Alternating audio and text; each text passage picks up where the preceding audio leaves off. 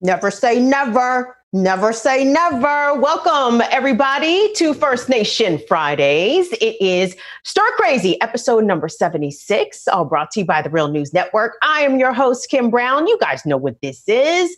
This is the time of the month where the ladies get together and discuss a lot of issues that are happening in and across Indian country. Guess what? You live in Indian country. Guess what? You live on stolen land. Guess what? So do I. But guess what? The native people who are indigenous and the first ones on this continent, there's still a lot going on, baby. And you may not hear it in the mainstream news cycle, but you will definitely hear it here on the Real News Network. Listen, a lot to get into, including the return of Big Sur to the Native American tribe who had it stolen from them over 250 years ago. That's a big fucking deal.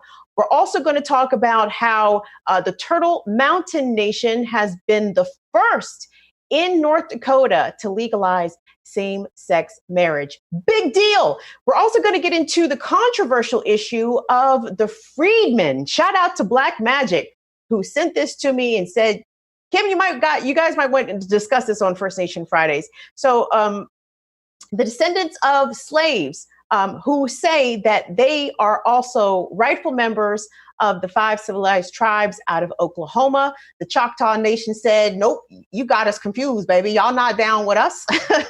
But not everybody feels that way. So we're going to get into a very illuminating discussion about all that and more. Of course, we always would like to hear from you in the chat and in the comments. If you're watching us on Periscope via Twitter, hello, welcome. We're glad to see your little smiling, shiny faces in the place. And now it's time to bring in our fantastic panel. These ladies, I have become quite fond of them. I have learned a lot from them over the several weeks that we have been doing First Nation Friday. So let me bring them in without further ado. She's the executive director of Crushing Colonialism. She's also an independent journalist. We're joined today with Jen Deerinwater and Desiree Kane, also a journalist and activist, joining us. And from the West Coast, activist and journalist herself with a piece that lives right here on therealnews.com about the Washington football team finally deciding to change their name from the Washington racial slurs. Johnnie Jae is in the house. Ladies, good to see, nice to see y'all faces again. How y'all doing? Great. I'm here. I mean, it's been a rough week. Kind of like Johnny, I'm here. Oh, I agree with Jen here. Jen got a new computer. She doesn't quite know how to work it. Yeah, I apologize if you all heard my phone ring. I just turned the phone off because I don't know how to disconnect it from the computer yet. So. Yes, those Apple devices, always a lot of fun. When one of them starts singing, the rest of them start singing. It's like a damn chorus. But ladies, there's so much to get into. And of course, this hour always flies by. But before we went live, you all were discussing the issue of a white professor who made up a native fake personality on Twitter and got exposed. I am not familiar with this. This is something that is percolating, I know there's native, right? We already know Black Twitter. This is percolating around native Twitter. This is something that is garnering a lot of attention. So who wants to hop in here first and bring us up to speed? Talk to me like I have never heard about this. What's going on? Okay, well, I guess I just heard about this and my mind was blown because I was like, wait, what the heck? One, because how do you not know a fake account is fake?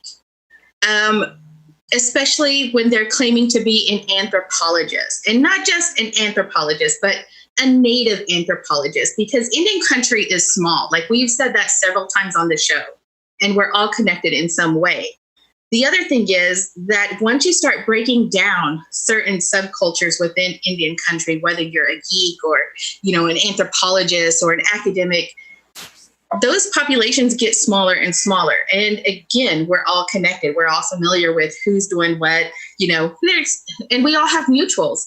So then I started seeing everybody talking about this fake account. And I was like, what in the world? And I started looking into it. And apparently this neurology professor, Beth Ann McLaughlin, who I guess started a group called Me Too STEM, which was focused on sexual abuse within STEM fields. So apparently she created this fake persona called Sciencing Bi on Twitter. And she claimed to be a bisexual Native American anthropologist. And I guess she used this account for years to talk about like sexual misconduct. I don't know. It was just so bizarre. And I wish I could have seen the account before they took it down, because Twitter did take both of the accounts down, both for Beth Ann and both for the fake account as well. But what was so bizarre about this is, so I guess within the last couple of weeks, I guess she started saying that she was diagnosed with COVID and was talking about how ASU was to blame for having them teach in-person classes and for not giving them the protections that they needed. And just kind of going through this whole thing of life with COVID. And on the other side of this, you have Beth Ann, who is saying that, you know, she's by her bedside, she's quarantined, she's helping her. And then all of a sudden she shows up and she's like, hey, I'm sad to tell you guys, but, you know, Sciencing Bi died. And she tried to schedule a memorial service over Zoom. And that's when everything seemed to fall apart, because when people that she had invited or had showed up to the service on Zoom, there were only 5 people, her and 4 other people. And it kind of felt weird to everybody else in the group, because, you know, all of a sudden she was saying that they meant a lot to this person and that she had left them things in a will. And they're all like, but we didn't know this person. Like, we didn't know her outside of Twitter. So how could we mean so much to her that she leaves something to us in her will? And also, how did she know that we would be the ones to show up to a Zoom memorial service kind of thing? So it just got really bizarre. And, you know, I guess while this thing was going on, they started going through the account and realizing like, oh crap, like this is a fake account. Like the only other person that this account had interacted with was this Beth Ann person. So red flags went up right away. And the more they started digging, the more they started realizing like, oh, this is just a sock puppet account. Like this is actually Beth Ann. And, you know, of course the media got hold of this because Beth Ann, you know, is pretty well known because of the activism that she did through Me Too STEM. But also, you know, she had won, I guess it was an MIT Media Lab Award with Tarana Burke, who was the founder of the Me Too movement. So she wasn't exactly an unknown person. Like she had a following herself, but she was also very problematic too.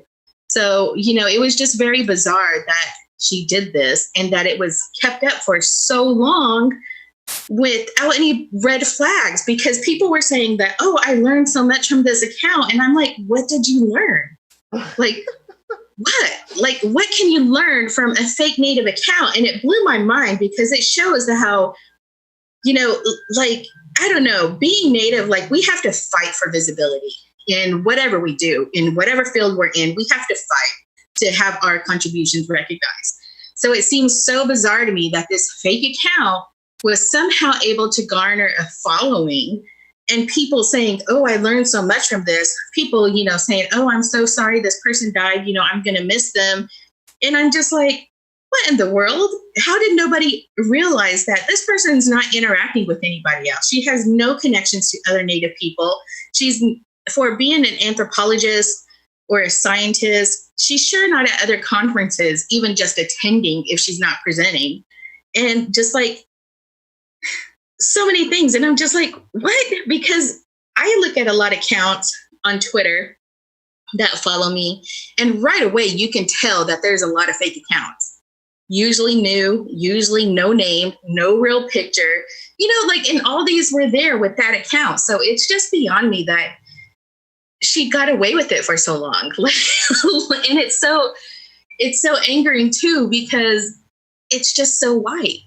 You know, they're able to take on these personas of Native people, create these like stereotypical ideas of who Native people are, and it grabs people's attention. Like people gravitate towards that.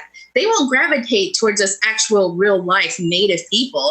But, if you throw in a couple of pretendians or these fake accounts with, their painted native women with hair blowing in the wind, hugging a wolf, and, they'll gravitate to those accounts. Like, there's several accounts that, as Native people, we constantly warn people against following because they are fake Native accounts, and they tend to take our pictures. They data mine, our tweets, our articles, and they will publish them on their own websites and like it's theirs. There was one group not too long ago that actually was posing as Sasheen Littlefeather to raise money for their group. And the real Sasheen Littlefeather actually had to do a video to prove to people that, she was who she was, and that these people were using her identity to raise money and to sell goods on, for whatever their own agenda was, and that they didn't have permission and that she wasn't affiliated with it. But even today, people still follow that account. And it's just a never ending cycle of abuse that as Native people, like, we deal with this. Like, people are able to get away with this, like, over and over and over again. And for this to happen, like, this is a well-known person who was doing this for years. That's what I'm trying to say here. Hold on. So let's just to recap. So you're telling me a credentialed white woman created a fake account, Twitter account, pretending to be a Native woman in academia who subsequently caught COVID, died from COVID, and then the white lady put on a fake memorial, which drew red flags from Native Twitter. Jen Deerinwater, what? I mean, is this as common as Johnnie says, where white folks get on social media and basically tweet in red face? You know what I mean? Like, and just assume these whole different ethnic identity in order to what? Like, what is the end game? What is the desired outcome of this? To fool people for an extended amount of time? I've been thinking about this a lot as somebody who is legitimately Cherokee, like white people, but I think a lot of non-Native folks, including other BIPOC folks, they're told family stories that, oh, we're X, Y, and Z tribe. Cherokee is a really common one that a lot of people claim, partially because I think for a long time we were the only tribe any non-Natives knew about. I think in some instances, people really do believe that they are part of some tribal nation, that they are part Native.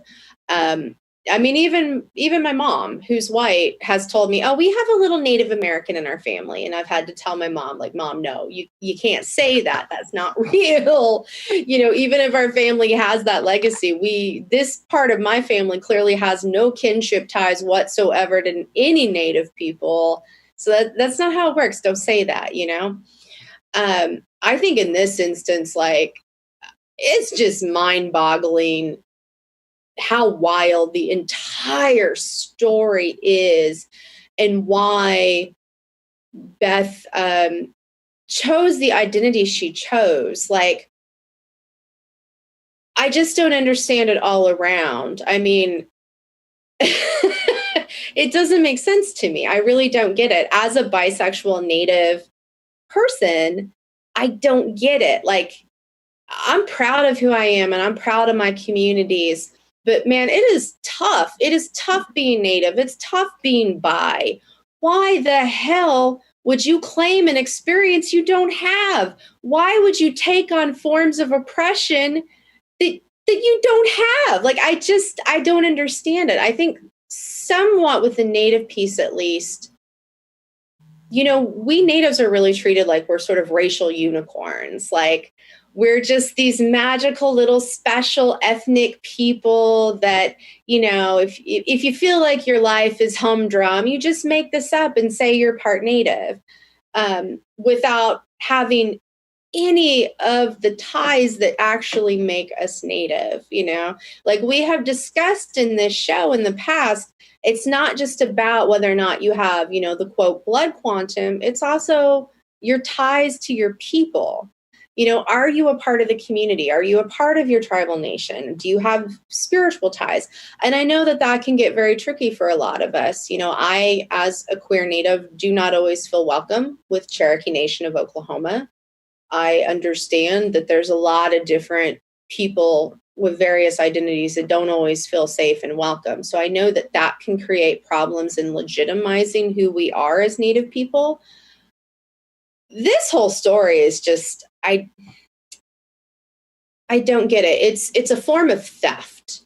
When non-natives come in and say they're Native, they are taking away the unbelievably limited opportunities and resources that we have.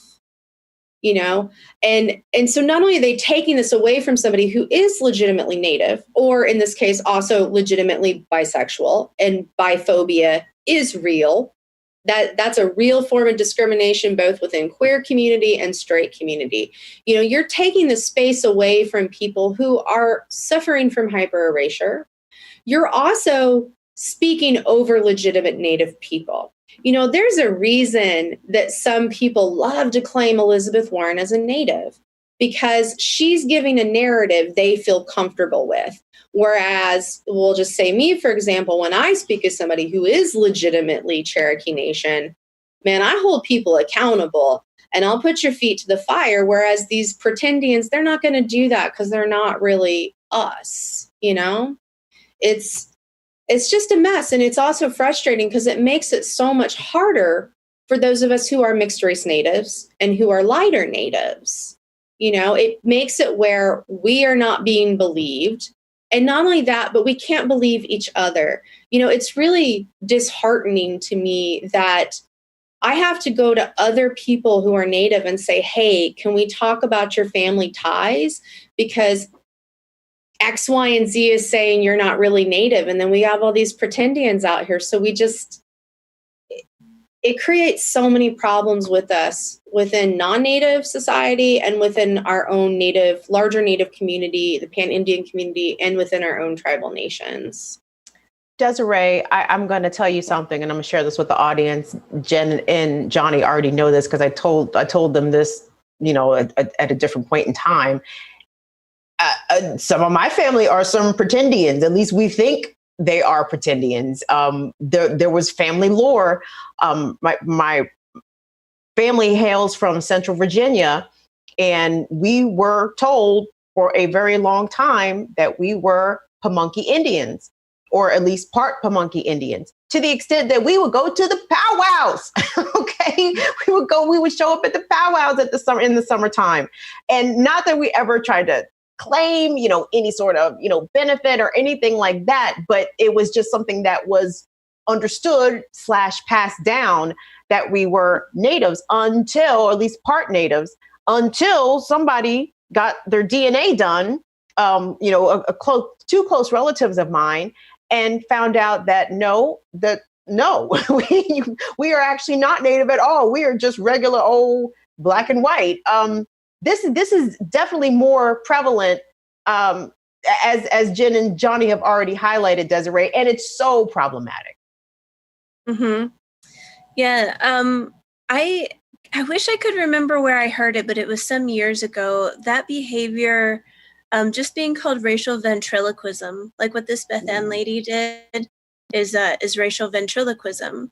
I think, in listening to your question about why would she do that, like why would somebody do that? If she was working in the Me Too movement, she probably recognized, that there is racial tension with white people. And so she created this persona that couldn't really be challenged.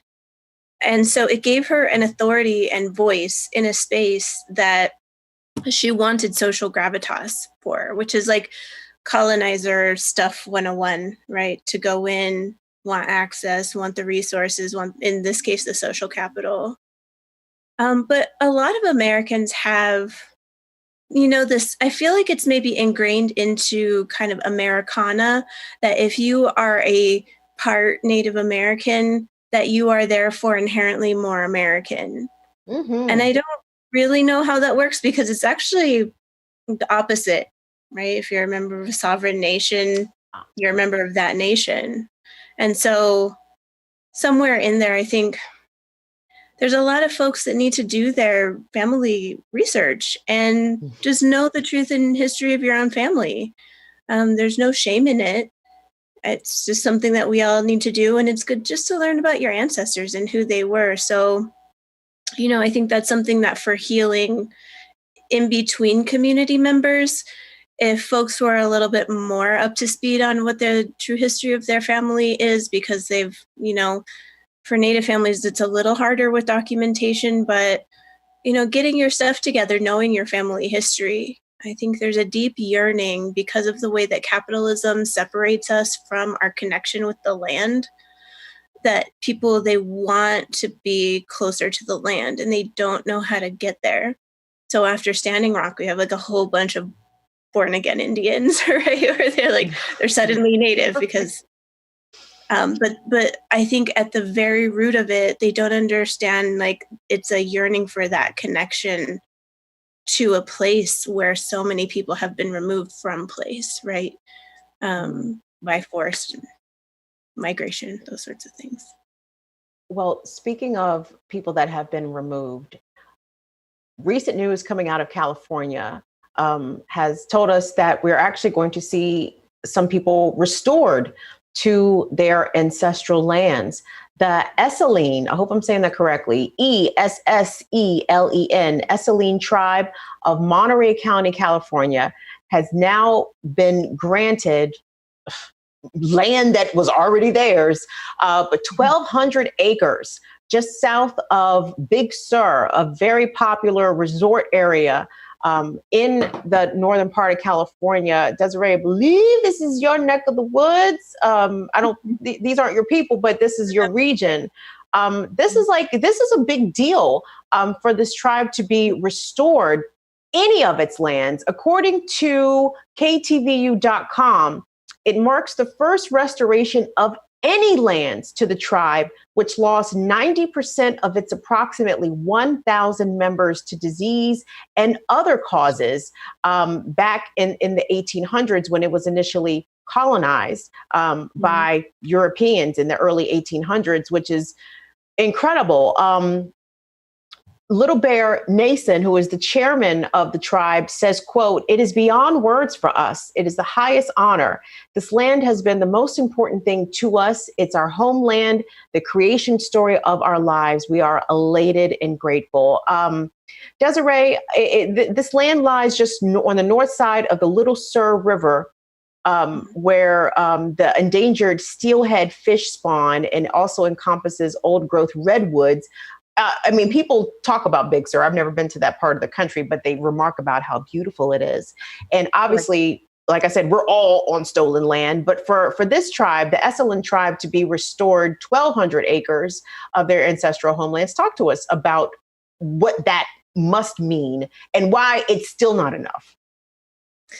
It's still not enough because I'm not sure that there's a way to ever repay or make whole what has happened. Something is going on in California that I'm keeping my eyes on, because I also know that the Ione Band of Miwok Indians recently had 380-something acres restored. What it means for communities, it can only speak for what it would be like for a Native Californian to grow up having access to land. So your spiritual connection gets, it's not broken, but it's changed and shifted when you don't have access to your ancestral territories, right? Like, the only way I can kind of describe it is you get out of balance. And so this means longevity for the children, the people. It means economic self-sufficiency. It's wonderful. They'll be able to have tourist dollars if they choose to, because they're a sovereign nation. They can do what they want on their land. It means a lot. And whenever I hear about, this is where, an endangered species spawns, like, Native children are endangered. So we have a good opportunity. I love to see when Native folks get any land back by any means, because the path to genocide or attempted genocide is a very long one, and separation from land is a really deep wound.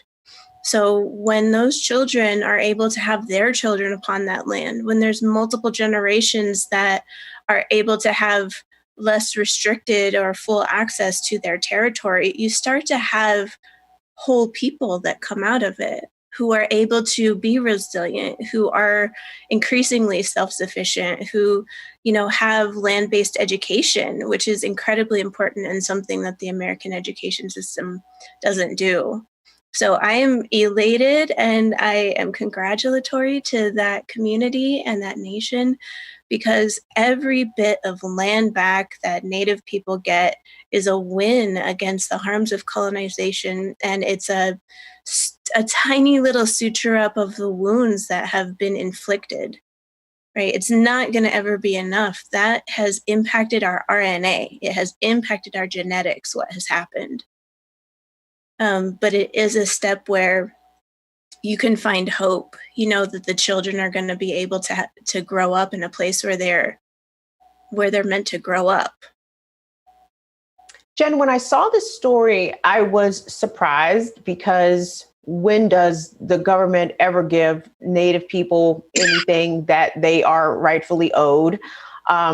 And again, not being too familiar with the area, but just having heard about it, Big Sur, I'm like, oh, that sounds like a spot where white people find value, right? Like, and for them to give it back shocked me, to be quite honest.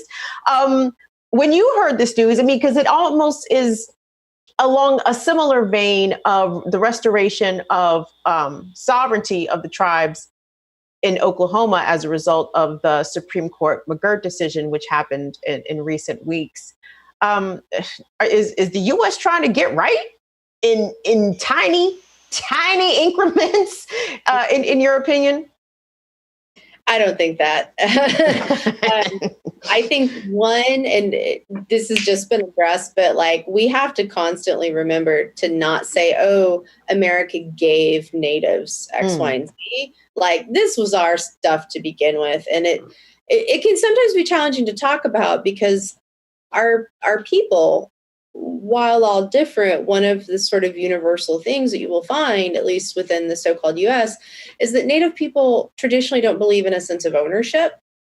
So when I say ours, it's tough, because I want to recognize that this is indigenous land, indigenous resources, all of that. But also, I'm not talking about ours in the way that we think of owning land and owning resources, under settler colonialism and capitalism. So I think it's really important to always remember, anytime any Native nation has a win, it's not us being given something. It's us taking back a small piece of what was taken from us, what was stolen from us. And like Desiree said, nothing is ever going to undo the trauma and the genocide and everything that we have been through and that we still go through. I think that anytime, though, a tribe has a win, it's a win for all of us. Even though we are individual sovereign nations, anytime one of us wins, it makes it that much easier for us to win in our next court case. And as we've discussed here on First Nation Fridays, we are always in the courts, always. Fighting, always fighting. I think it's interesting with Big Sur, though. While I admit I don't know very much about California tribes, it's an area of that I need to learn more about. But I do find it interesting that this area that is so saturated with wealth is being put back under the control, to some extent, of the rightful people of that land. I'm reading the story a little deeper here, Johnnie Jae. And so the area that has been restored has been described as a spectacular property, initially owned by Axel Adler, who was a Swedish immigrant who bought the property in the 1950s and since died. But it was acquired by a conservancy, and then they negotiated to purchase the property and transfer it to the Forest Service. But then the Conservancy started working with the Esselen tribe and received $4.5 million grant from the California Natural Resources Agency, who agreed to the purchase price and to pay for land studies. And the money came from a 2018 voter-approved parks and water bond that included $60 million for competitive grants to acquire Native American natural, cultural, and historic resources in California. And the chief of the tribe, or the chairman rather, says that they intend to build a sweat lodge, traditional village, to conduct traditional ceremonies and teach the public about their culture. There will be no permanent homes or businesses on the land. Again, Jen, you raised such a good point, because it's like, how can I even talk about, should Native American tribes try to own more of their own land? Like, that's such a goofy premise. It's a rational premise from a colonialist capitalist perspective, but not from the Native perspective. How can we get more of this? How can we have more tribes restored to their ancestral lands, in your opinion? Like, what, besides taking it by force, which would be awesome, but how else can we facilitate more things like what has happened to the Esselen tribe in California?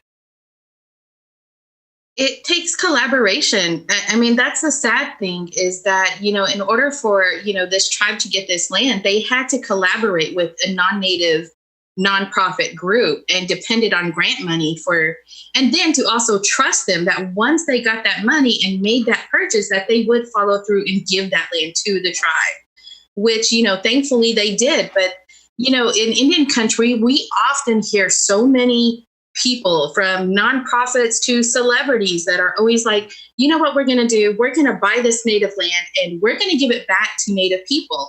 Not too long ago, Johnnie Jae made the claim that he was going to buy the property for Wounded Knee so that he could return it to the Native people in that area, ownership, give him ownership, but then he never followed through on it. So, that's something that we deal with a lot. Like, there's a lot of people, and I'm sure their intention is good. I'm sure they want to do good for Native people, but at the same time, there's not a lot of follow through. So I was really grateful that, they actually followed through on this, because it doesn't just benefit the Esselen tribe, because they have stated that they're going to also share that land with the Ohlone, I'm sure I'm butchering these, but the Ama Mutsun and the Rumsen people. So, it's not just one tribe that is going to be benefiting from this. It's going to be several tribes and communities. So, it's it's such a hard thing, because it's so bizarre that this is what it takes for us to get little bits and pieces of our land back, and for us to have agency over that land again. And, I think that the chairman of the Esselen tribe, he made a good point, which is that, we have always been stewards of the land. As Jen was saying, we don't necessarily think of ownership of the land in the same way that, a lot of people who are just into this capitalist system and the way they portray ownership. It's not the same for us. When we talk about lands, it's more like the land doesn't belong to us. We belong to the land, and we are responsible for caring for that land, for maintaining the relationship that we have to the land and the relationship that the land has to us, like through ceremony, through the medicines that it gives us.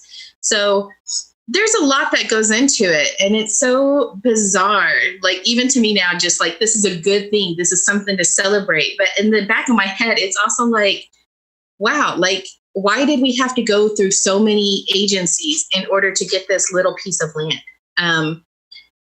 And, even now, when you're talking about how do we get more land back, a lot of tribes have to buy back their own lands. And, that's something that is very hard for a lot of tribes to do, because they are not in the financial position to be buying back their own land. You look at Wounded Knee, I think the price that they put on that was something like $4.5 million, which was at the time impossible for the tribe to raise, because the offer was made for them first to buy that land. And it's such a weird thing too, that a land that is so rich in history, that, has historical, but also like spiritual connection to the people that belong to that land, that they have to be given that offer first. Like, it's just something I just can't get my head around. And especially now when we're looking at other projects being put on native land, whether it's pipelines or other extractive industries, it's so terrible to think that the only reason that a lot of these industries are able to acquire that land or to get access to that land in order to exploit it is because we were not able to afford the price tag in the first place. So that's something that is really hard to reconcile with. Mm-hmm. This was the 1850s was probably, or the 1800s was probably actually the second wave of colonization experienced by that community, as with most California tribes, right? So Columbus was found lost at sea by the Arawak Taino people. With him, came all of these men. They came with the backing of the Catholic Church, installed a whole bunch of missions, enslaved an assload of Native people under actually the auspices of Mexico. So the gold rush, when they say, oh, the community was impacted by disease and other things, those other things were gold rushers coming in and like not wanting to waste bullets on babies, so they would smash them up against rocks. Those are the other things that have happened to that community. So it's like with California Native people, I've said a couple of times, like our relationship with treaty is much different than some of the other tribes because of the history of what has happened with the Spanish and the Catholic Church, and then the gold rushers that came. I wanted to move along, guys, and sort of circle back to something that we were talking about earlier, but relating it in a different way, not the white lady creating fake Twitter accounts to be a pretendian, but the issue of tribes who owned African slaves.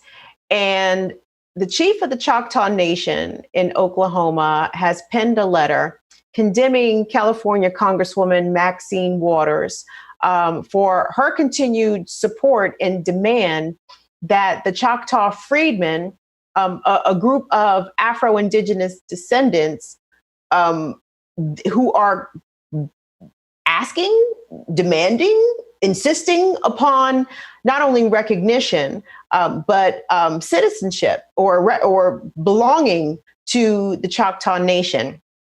And Dwayne, let's pop open that Twitter thread. This from a group from, they call themselves the Choctaw Freedmen, Choctaw and Chickasaw Freedmen. Remember, the Freedmen are the descendants of Black and Afro-Indigenous slaves who were owned by the Choctaw masters and other freed people of African ancestry. The Choctaw Nation's vote in 1983 specifically did not take into account the descendants of freedmen in 1983. And this has been a protracted struggle happening with these Black folks who want to be recognized by the Choctaw and Chickasaw Nation.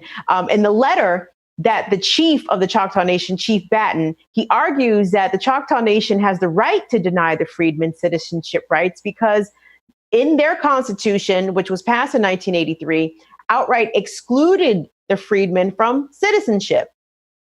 And we go on. And like I said, Gary Batten is the chief of the Choctaw Nation of Oklahoma, and he wrote this letter to House Speaker Nancy Pelosi in which he condemned Maxine Waters for a recent move by Waters to advocate for the Choctaw freedmen rights per the Treaty of 1866. Now, I know we got some Oklahomans on the panel today, and I'm going to confess, ladies, I have heard about this. I used to live in Tulsa. That doesn't make me an expert on anything, but I have heard this issue raised before, and it's been not without controversy and not without some disputes about whether or not these tribes ever owned African slaves, and acknowledging for a moment that they did own African slaves. Why are they denying citizenship to the descendants of these folks now? Jen or Johnnie, I know you ladies have opinions and shed some insight on this, because it is a little confusing. And it's really about who you believe, and also why were the freedmen excluded from the Choctaw Constitution of 1983? Who wants to go first? Well, this is my tribe, and I have feelings because as a Choctaw woman, and who also does a lot of advocacy work, one of the things that I always have to reconcile with in the work that I do, especially with the Black community, is that I do come from a tribe that had Black slaves. And with the freedmen issue, it's always going to be contentious. And I know it's hard for people on the outside to really understand where the Choctaws are coming from, because yes, part of it is anti-blackness, but another part of it is rebellion against the U.S. Because when it came to slavery and the 5 civilized tribes, a lot of the 5 civilized tribes were almost forced into impossible decisions in order to survive. A lot of them had to make or try to make decisions that would kind of ensure their survival. You know, if we act more like them, then maybe they will let us stay here. Because when you think of the Trail of Tears, by then we had been very colonized and modernized, assimilated even, to the point that when we were leaving, when we were forced from our lands, we weren't just leaving traditional homesteads, we were leaving plantations. We were leaving cities that we had built for our Native communities. So it's not like we were just leaving our native villages. We were leaving entire cities and economies and huge plantations, farmlands that we had developed and that, yes, were worked by Black slaves that we owned. And when we went on the Trail of Tears, so did those slaves. So it wasn't just Native people on the Trail of Tears, it was Black people too. And all of us got settled in Oklahoma and were forced to try and survive there. And in Oklahoma, I do believe that a lot of the dynamics that existed before really did change. And what happened with the treaty in 1866 that kind of made tribes responsible for the Black slaves, because it was almost like punishment for siding with the Confederacy, that they would have to offer citizenship to the freed Black slaves, which honestly, we did anyway. Because if you're looking at kinship, if you're looking at the way that Native communities worked, the way that we developed kinship with each other, and not just, who we claim, but who claims us, we claim Black slaves as ours. So in the way that I think, they are absolutely Choctaw. There is no question about that. They are us because we took them in, and whether we bought them, whether they were slaves or not, we shared our languages. We taught them our traditions. They were part of our community, even under subjugated conditions. So, but they were still part of our community. So they are therefore Choctaw in every sense of the manner, to me anyway. So I don't think it's a matter, I think it's just a responsibility that we have to give them citizenship. There should be no denying of their descendanship, because, once we got to Oklahoma, and even before then, we were intermarrying.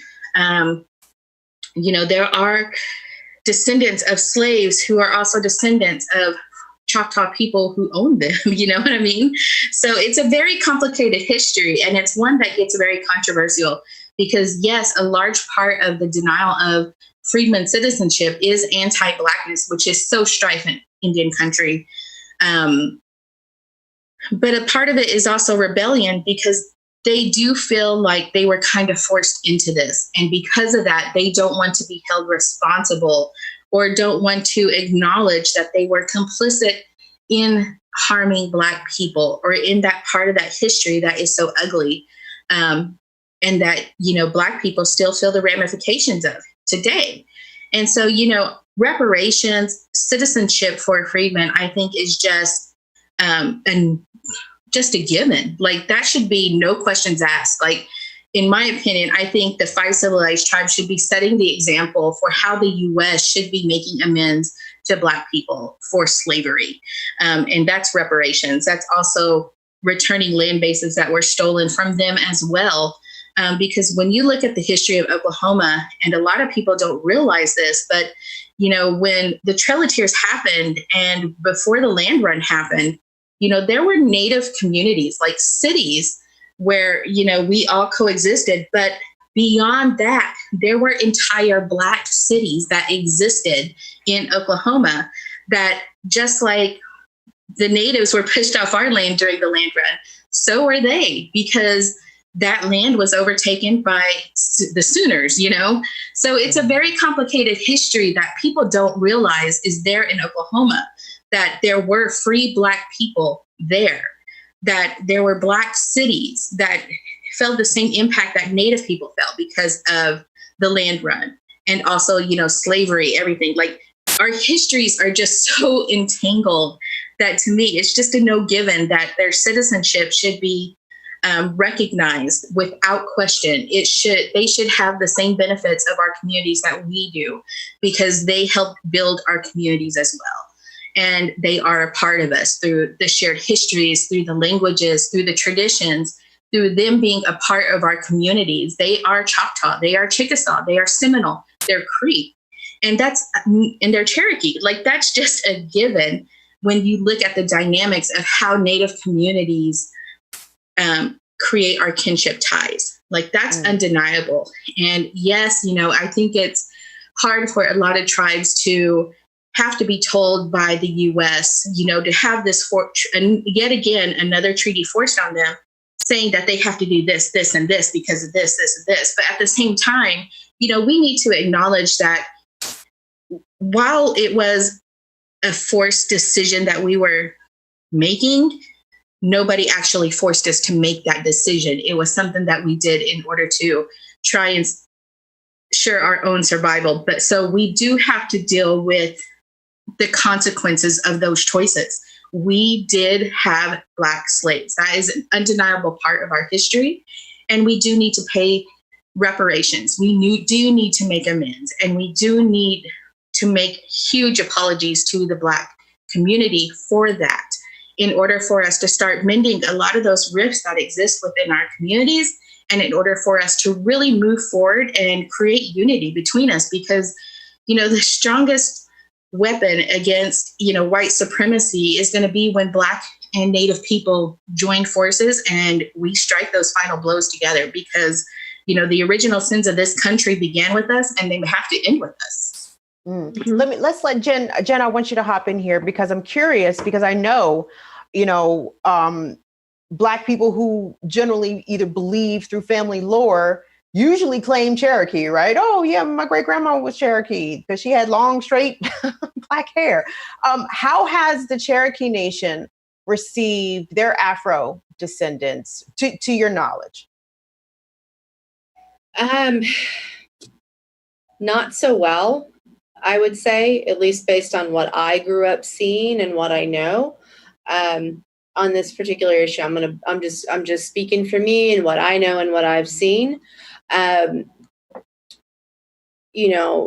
were Cherokee people who did absolutely own Black people. Like, it did happen, and it is shameful.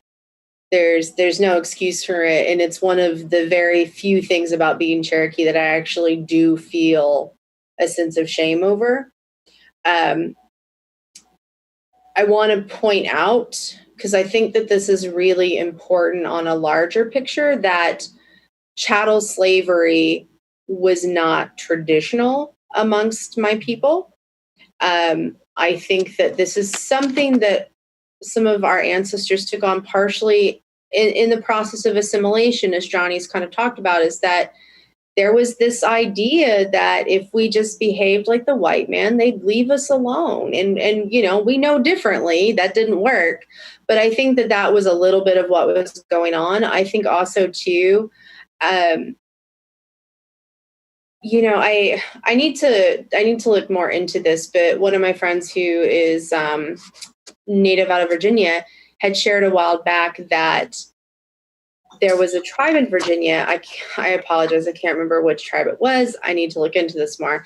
But that they were told by the King of England that they could intermarry with white people, but if they intermarried with Black people, then they would lose all their lands. So the tribe ended up saying, okay, our people can't marry Black folks. So I think that there's a lot of anti-Blackness within Native community that must be addressed. But I think part of addressing any form of oppression is you go back to the root cause. And the root cause is partially the white man being all up in our business and telling us what we can and can't do. There was actually a court case not too long ago that said that Cherokee Nation had to give our Cherokee freedmen citizenship. And I still feel torn about it because, like, man, I believe strongly in tribal sovereignty, and I don't want the U.S. government telling us what we can and can't do and who our people are. I felt so on that one hand, I'm like, fuck the American government. How dare you tell us what we can and can't do? But then as a Cherokee Nation citizen, I felt such a sense of anger towards some of our quote, leaders and such that they were leaving out our freedmen. Like, that is unacceptable.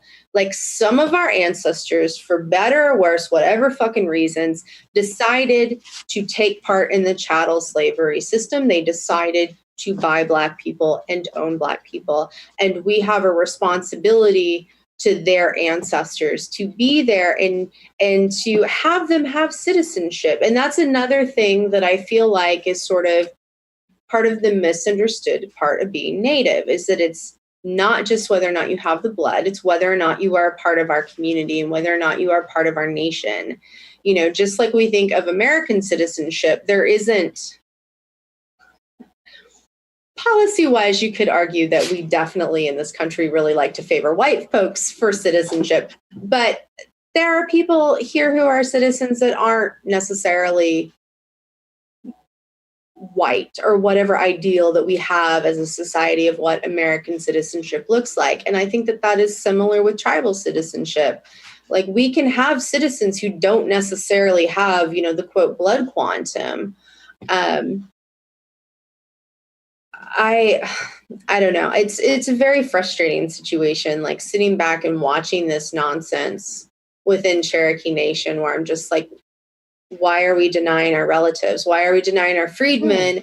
Why are we also denying some of our mixed people who are both like Cherokee from the blood and Black? Like, but then there's also, like you mentioned, that story that everyone is Cherokee. So there's this constant feeling, at least I will say for me personally, anytime anyone says they're Cherokee, I'm like, really?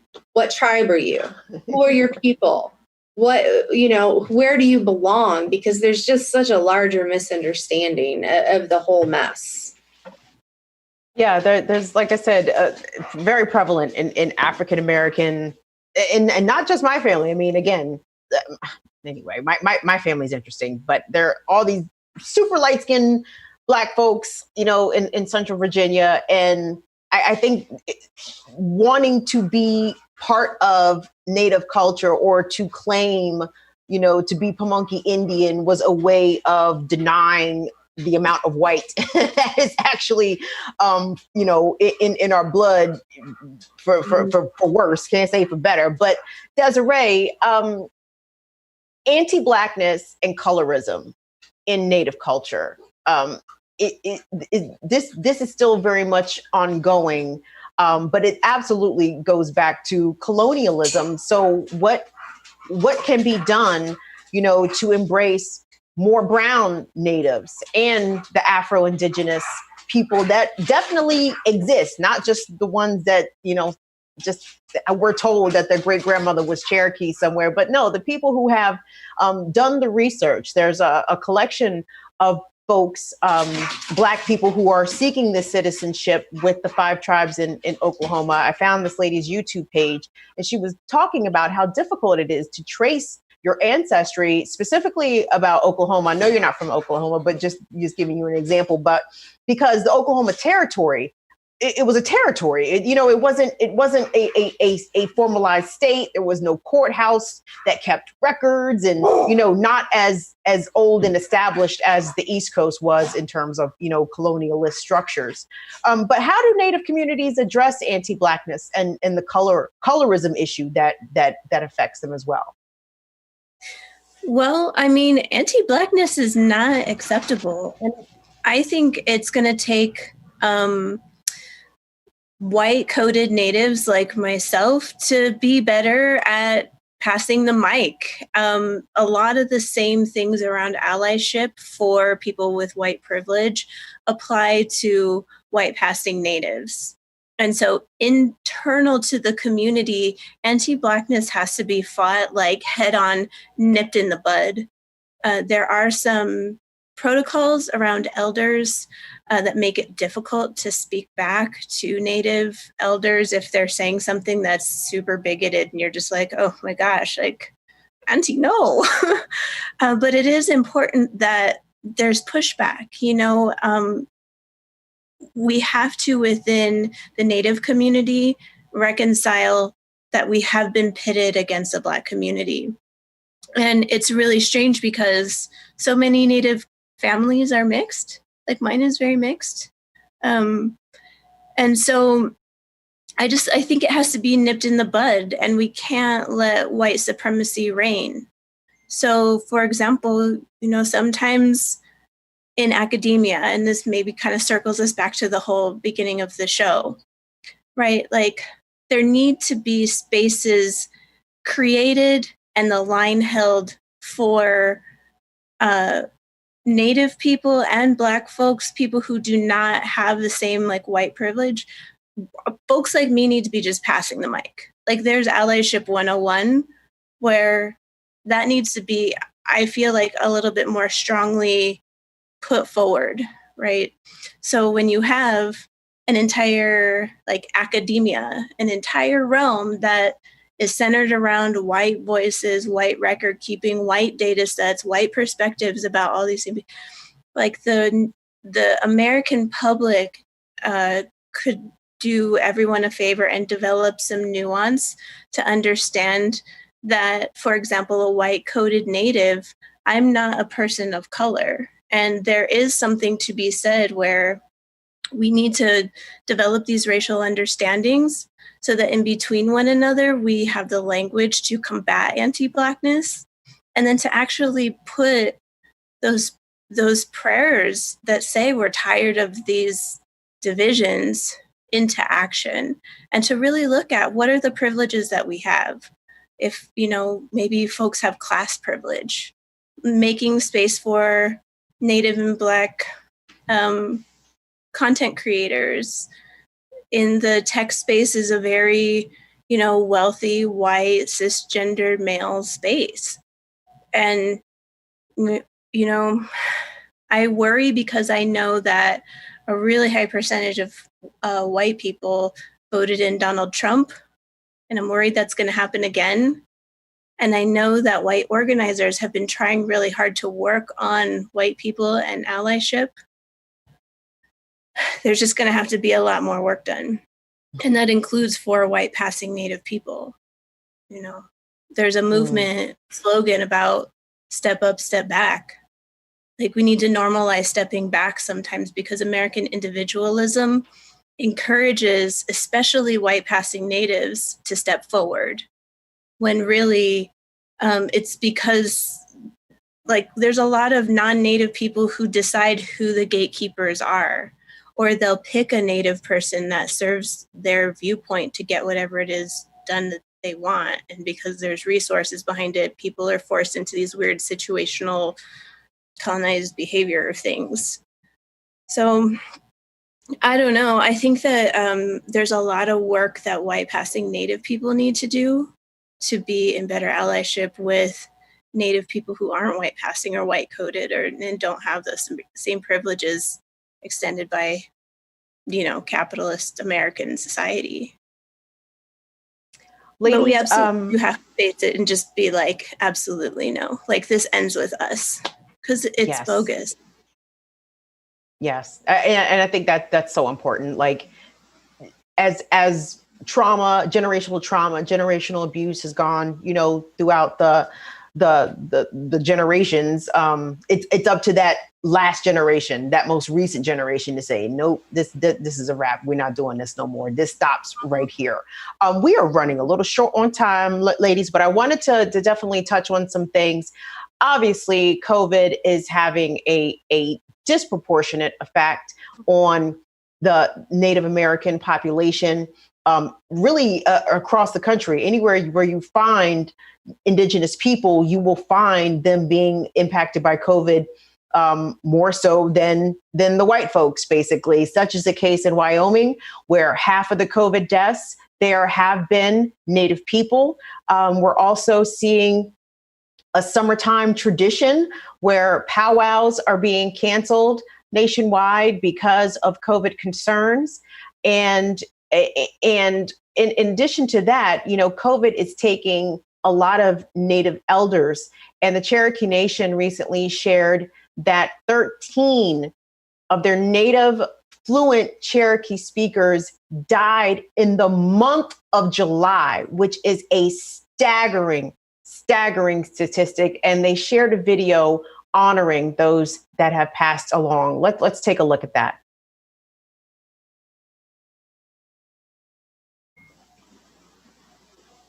The Cherokee video, not the hoop dancer. We're going to talk about him too.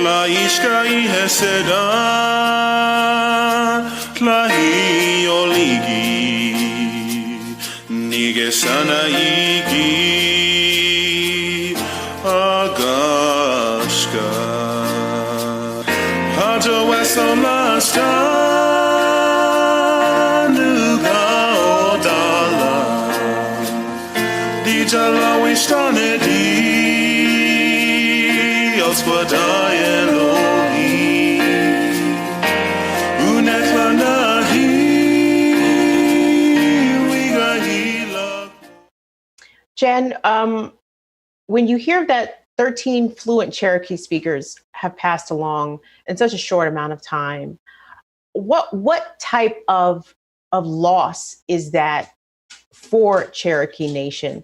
I mean, how many people can fluently speak Cherokee in order for 13 of them to pass along in 1 month? I mean, that sounds like a huge number to me.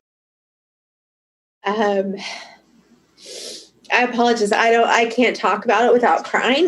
I'm so sorry. I'm sorry. I'm. No, my intent was not to upset you. Oh, no. I know. We talk about hard shit on this show all the time, and it's shit that's got to be talked about. And I should say to any of our Native elders who are listening right now, I do apologize for cussing in this particular moment on this topic. Cherokee Nation, we have about 380,000 citizens. And that's a tiny amount of people. And I recognize that's still significantly larger than a lot of other tribal nations, but 380,000, that's not a lot of people, That's like, maybe half the population of DC where I live. Mm-hmm. When you lose 13 people in 1 month, that is significant. And the fact that they're all fluent language speakers, that is devastating. That is so much of our culture that's just lost, that can't be taught, that can't be passed down. When I hesitate to speak sometimes on this show or in other spaces, it's because I'm trying to figure out how to describe how I feel in a language that is not meant for me. I'm trying to describe the things that I think and feel as a Native and as a Cherokee in the English language, which is not really designed to be able to discuss those things. Our songs, our stories, our ways are so intrinsically tied to our languages, which are also intrinsically tied to our lands. And I'm not a language speaker. I know a couple of words. I know a couple of phrases. I'm trying my best to learn, but I am probably never going to be a fluent language speaker. The vast majority of our people, 40 and younger, don't speak our language. They don't speak Slagi. And losing 13 language speakers in 1 month, it's devastating, and it's also infuriating. I am so enraged at the losses that my people have had, as well as other Native nations. Navajo Nation, the White Mountain Apache, man, they have suffered fucking hard during this time. And a lot of this could have been prevented. It could have been prevented if the United States government honored its trust and treaty responsibilities to us. If the United States government and the state governments actually gave a damn about Native people, as well as BIPOC and disabled people. Because let's be real, if COVID-19 was taking out white, abled people, the way it's taking out natives and black and brown folks and immigrants and disabled people, man, the United States and the state governments, the city governments, they would be on top of this. There would be no nonsense about whether or not this is some sort of media hoax. But the fact that people like me are dying, it doesn't matter to our government. It doesn't matter to them, and they don't get this, and I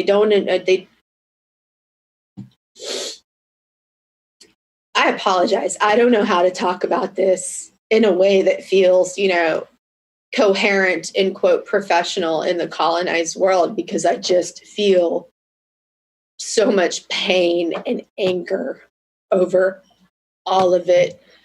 And I feel it as a Cherokee Nation citizen. I feel it as a disabled person watching what the disability community is going through. I feel it as a queer person, and I just recently really started talking about this in kind of a public way. I'm a former sex worker. Like, I'm looking at how all of the communities I come from and my loved ones, my friends, my family, I'm seeing how we're suffering under this pandemic in ways that is just unconscionable, and there is absolutely no reason for it other than blatant just oppression. You have nothing to apologize for, Jen. This is a loss for your community and for the larger extended indigenous community, as well. As you mentioned, other tribes are absolutely suffering. Desiree and Johnnie, I'm gonna let you guys hop in here and get the last words. Desiree, I mean, from where you are, how have you seen COVID and also really the piss poor response from not only the White House on down to the state governments deal with marginalized communities who are feeling the effects of this way more than the mainstream of America? Mm-hmm. Well, I think that Jen's tears are probably hundreds of years old, because this isn't the first virus. This isn't the first major loss of life. These are very old tears.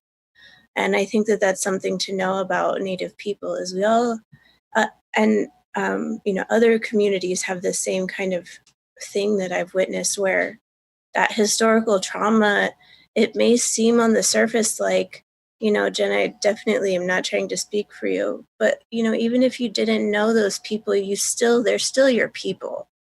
There's still been significant loss of life in these big ways that hit you like this. And so I really, my heart goes out to you. I understand what you're feeling.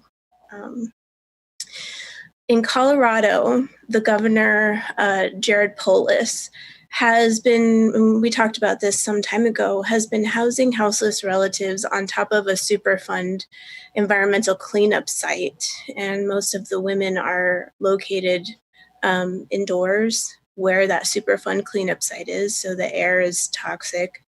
I really think that it is so indicative of how the system is built to eradicate, well, everyone except for the global elite. And no matter whether it's urban natives or folks who don't live in cities, you know, maybe live in towns, maybe live on the reservation, there's a whole bunch of different contexts Native people live in. We're all, it's kind of like watching it in slow motion, right? Because we've seen, if you look at what has happened with indigenous people to this continent, they brought it, like, disease was brought here, suffering was brought here, all of these things were brought here. And so if people who are non-indigenous want to understand what the hell is going on right now, like, why are so many people being chewed up and just spit out of the system, you really need to understand the history of what has happened. And so looking into that history, looking at how Native people have been treated, I believe is what the rest of Americans who are not billionaires, which is everybody, basically, what can be expected. It doesn't matter if you're a poor, white, cisgendered woman. It doesn't matter. You will be chewed up and you will be spit out. The system does not give a shit. So if you want to know what's going on, like, learning indigenous history here, learning about the doctrine of discovery and colonialism and capitalism, like, going down a rabbit hole and just doing some research will really help you understand what's going on. Like, this is not a surprise. And I don't know any Native people that are surprised at how this is going down, right? When they were receiving body bags instead of PPE. Like, so standard. Like, it's so standard. It's insulting. Like, so, I don't know. I look at it and I'm like, of course this is being handled with armed guards and armed police officers and mercenaries. Of course. This is the system working as it is built, and we need to break it. This isn't like the system's broken and we need to fix it. No, this is how it works and it needs to be broken. I mean, Johnnie Jae, what Desiree just said, so profound about Jen's tears being hundreds of years old. I mean, Natives have been targeted with virus, with disease, intentionally for this exact purpose. So this has got to feel so horribly familiar to so many indigenous people on this continent, to see how COVID is attacking you specifically. It is. It does feel personal, especially for me because, I have two cousins that had COVID and recovered. My aunt and my uncle both had COVID. My uncle passed away after 65 days of fighting COVID. I'm so sorry. And that's something that I have a hard time still, understanding is real because he should still be here.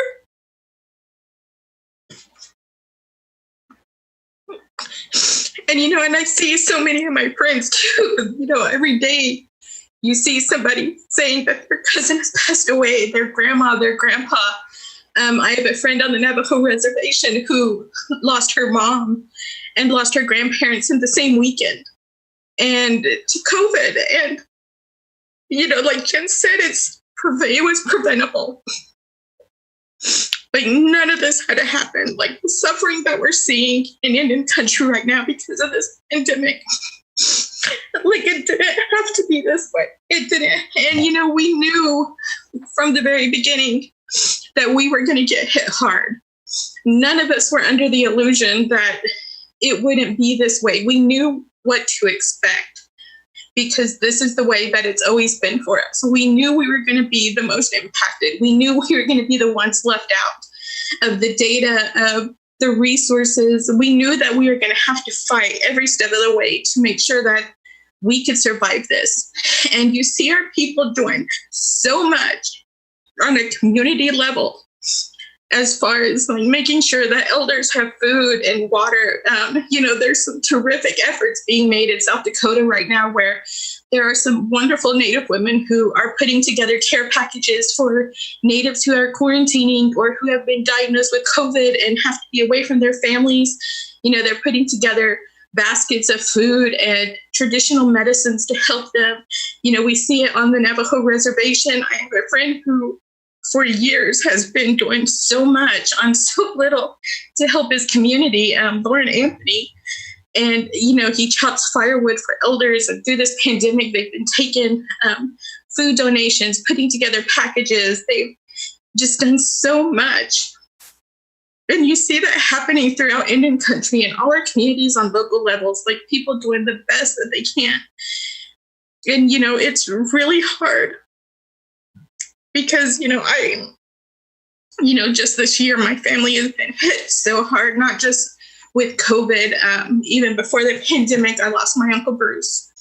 So to lose my Uncle Dale, that was really hard. But we've also lost a couple of grandpas as well. And, it's just so hard because I see my family dwindling. And, I know that so much of it is preventable if we had only had the resources to take care of our elders the way that we needed to take care of those who are sick. And, if there's anything that has really been eye-opening through this is that those resources are available. Look how quickly in the beginning that, the government moved to make sure that the unemployment, people would have $600 extra through their unemployment, that, they were putting together all these stimulus packages and saying, look, we're going to give $4 million, we're going to give billions of dollars to these industries or to this, and this. Like they were pulling out resources out of their ass so easily, and yet we're still fighting for nothing. And, they can't tell us that those resources are not there, that they are not available, because they are. They're just withholding them. And it is an act of cruelty, not just on the Native people, but on the entire U.S., because we could be doing so much better right now. And it's not just hitting, the Native community hard. It's hitting Black people. It's hitting Latino. It's hitting a lot of poor communities, marginalized communities. And it's also affecting white people as well. And it's so beyond me that, it's become such a political division around this pandemic, instead of all of us looking at each other like, hey, we need to realize that in this moment, we need each other. And we need to focus our efforts on the government. We need to focus our efforts on making sure that we do have the resources we need, because they are available, instead of looking at each other like we're the enemy and treating each other as if we're the enemy and being angry with each other when we're not the problem. And, the whole division, the infighting that we see with each other, trying to debate whether a mask will help or not, and being angry at those who wear masks or who don't wear masks, and all of this, it's just nonsense. And it's the same division that has just always been there. It's been there to keep us divided. It's been there to keep us from focusing on the real problem and from focusing on where the real solutions are. And, they've done such a great job at it, because look at the US right now. We are so divided and we're all suffering, and yet we're more about fighting with each other than we are fighting the system that, as Desiree put it, it's absolutely working the way it was designed to. This is what it was supposed to do. And it does need to be broken. It does need to be dismantled. And, it's possible. It's not something that's just a pipe dream. It's something that we could and should be doing.